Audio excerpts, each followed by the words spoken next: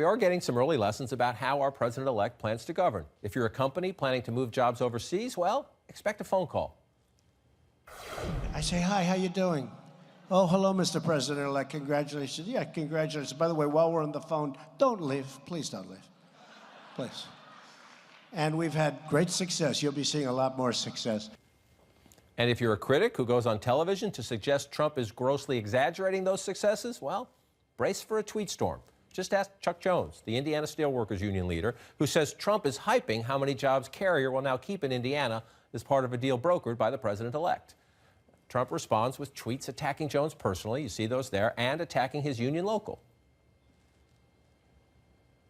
He overreacted, President-elect Trump did, and I would expect if he was going to tweet something, he should have come out and tried to justify his numbers. What are we learning here? Some of this is funny and some of it's entertaining, but some of it also is, I think, especially if you're a Trump critic out there, take a deep breath. He's going to be different. He was a different candidate. He's different in the transition. What are we learning about the governing thing, especially when it comes to, calling a company or going after a critic on television? Do we expect Donald Trump, if somebody on this panel, somebody else says something harsh against him or raises questions about him, he's going to spend his days as president doing this? I think he's learning it's effective. It's going to become more clear over time that people don't want to be, inciting the ire of the 45th president, and companies that don't want to be the wrong end of a tweet storm are going to, do what he requests. It showcases a potential interventionist president, something that I think would give a lot of Republicans pause, who don't like to see a president and a White House picking winners and losers. And it also shows just the power of his social media. I don't think we can overstate, because anything that he says on Twitter, he's going to command a national, international audience, and he could change the conversation with just 140 characters. Right. It's really, we saw it in the campaign.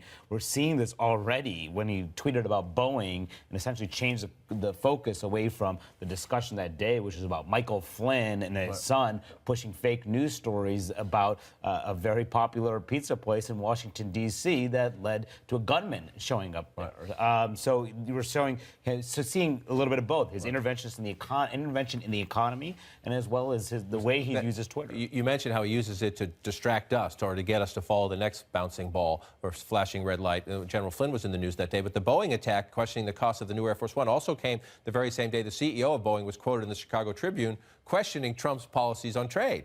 So is this, and again, I mean it the way I mean it, just like I'm going to say it. Is this a new version of the bully pulpit? Yeah, I think there's some of that involved here, and you're right. You cannot freak out about every single Donald Trump tweet. Right.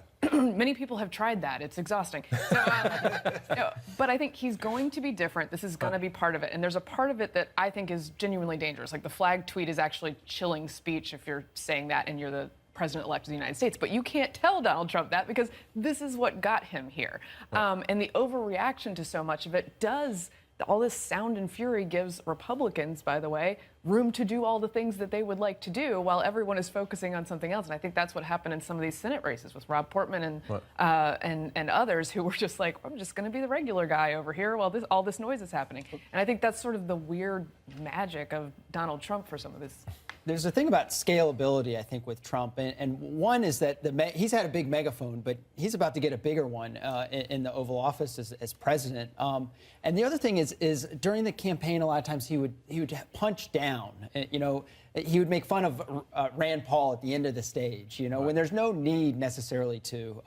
And he won, but you see that now with the union issue. A guy that is out there, that Trump just can't contain himself to not punch down at that guy and not focusing on some of the bigger, broader issues. So I think there's an ability to distract Trump, and have him go after sort of people who are smaller than him. And now he's president of the United States. That's going to be big. That guy, the union man, did say in a Washington Post op-ed before he was on television that Trump was lying through his rhymes with grass, about the numbers in the carrier deal. And I think we'll have this debate. You mentioned, A, the numbers, but B, Republicans saying, is this free market economics? The President of the United States acting kind of like a governor, calling up CEOs, saying, stay, don't go. We'll add up the numbers in 6 months or a year and see what the actual impact is. But if you're the blue-collar guy in a bar, in a union hall, you're thinking, great. You're thinking, great. The problem, one of the reasons I voted for Trump, and one of the reasons I'm so mad at Washington, is because none of those bastards do anything for me. And so I think politically for Trump,